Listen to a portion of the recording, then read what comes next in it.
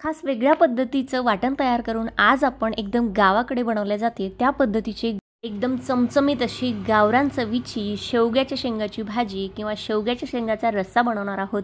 बघू शकता एकदम चमचमीत झालेली आहे आणि बनवायलाही अगदी सोपी आहे, झटपट तयार होते। वाटण सुद्धा खूप जास्त स्पेशल आहे, थोडीशी वेगळी पद्धत आहे, तर व्हिडिओ शेवटपर्यंत बघा।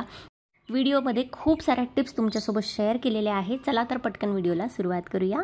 तर सगळ्यात अगोदर शेवग्याच्या शेंगाचा मसाला किंवा वाटण बनवण्यासाठी मी एक मध्यम आकाराचा कांदा आणि एक छोटी अशी खोबऱ्याची वाटी जी आहे ती चाळणीवरती गॅसवर अशा पद्धतीने भाजून घेत आहे।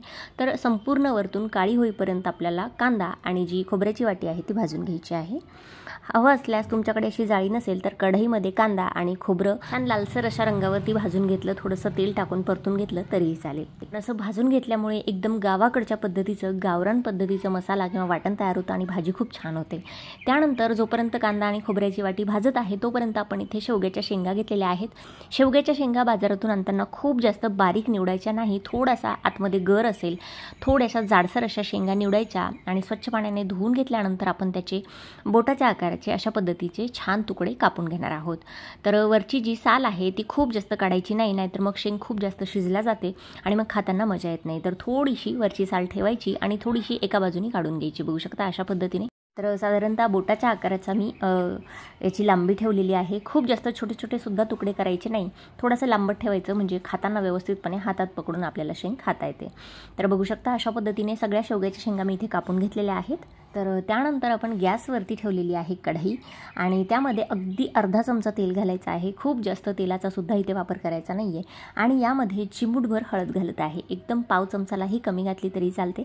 बघू शकता अशा पद्धतीने हळद घातल्यानंतर लगेचच आपण ज्या शेवग्याच्या शेंगा चिरून घेतलेल्या होत्या त्यासुद्धा याच्यामध्ये घालायच्या, व्यवस्थितपणे मिक्स करून घेऊया। अशा पद्धतीने टॉस करायचा आहे म्हणजे हळद सगळ्या शेंगांना लागते आणि थोड्याशा शेंगासुद्धा तेलामध्ये परतून होतात।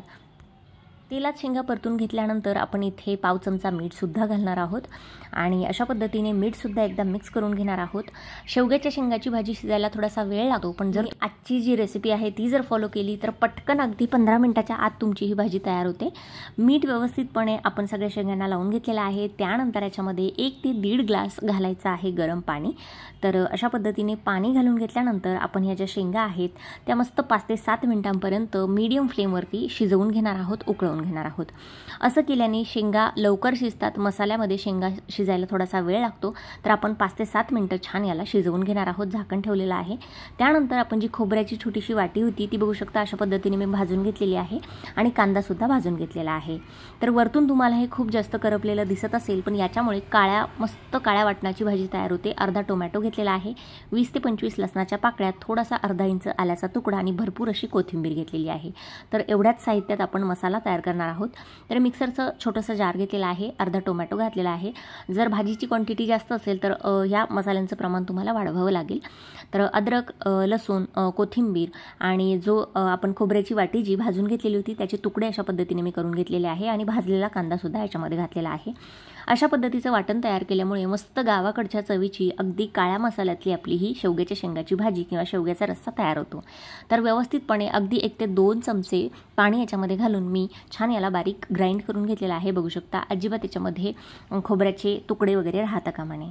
तर 5 ते 7 मिनिटातच जोपर्यंत आपलं वाटण तयार झाले तोपर्यंत बघू शकता आपल्या शेंगासुद्धा इथे छान 80% 70 to 80% तुम्हाला इथे शिजवून घ्यायच्या आहे। मस्त आतला गर निघतोय म्हणजे बऱ्यापैकी शेंगा आपल्या इथे शिजून तयार आहेत। थोड्याशा शेंगा आपण रस्स्यामध्ये शिजवणार आहोत जेव्हा आपण वाटण टाकणार आहोत।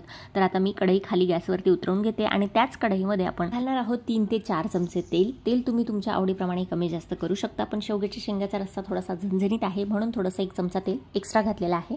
त्यानंतर पाव चमचा मोहरी आणि पाव चमचा मी इथे जिरं घातलेलं आहे। जिरे मोहरीची फोडणी छान तडतडून बसली की आपण इथे ठेचलेला लसूण घालणार आहोत। 10 ते 15 पाकळ्या लसूण मी इथे ठेचून घेतलेला आहे।